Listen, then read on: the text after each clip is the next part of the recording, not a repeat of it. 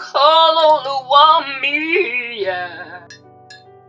And King Young, you gone all the way. Mamelang Africa suit. You're evil. I wonder what's along Iran right now. You see the revolution going on in Iran right now. It's not being covered by mainstream media. So it's not being properly covered. But you see what the revolution happening in Iran right now that's trying to uproot the Khamenei regime. They can do no other thing but continue to focus on building nuclear weapons when there's no water for their people, there are no jobs, there's no this, there's no that. But they've got money for nukes against Israel. The same Iranian regime is out asking Israel for help. The Crown Prince of Saudi Arabia is out offering them help, while their own people in their own regime are running away because people are rioting. Things had to get to a point where you open a tap and no water's coming out in your capital, Tehran. Things had to get to a point where your nation is unrecognizable. You are no longer able to do anything that makes any kind of sense at all. You understand what I'm saying?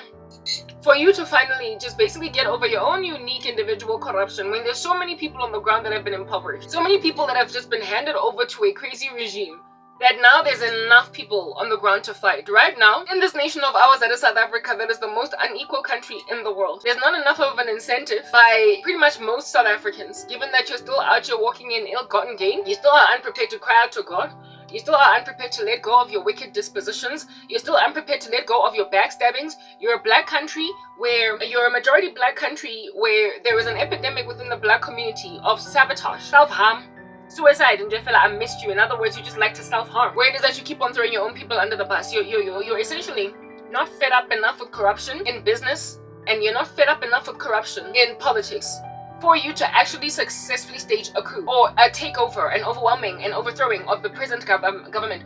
And the thing about what under heaven it is that you're presently involved in is that given that you're still too corrupt to essentially do anything about corruption in this country, you're gonna finally down tools and do what is a better thing to do. And so therefore fight for your country only in the days of the Gen Alphas.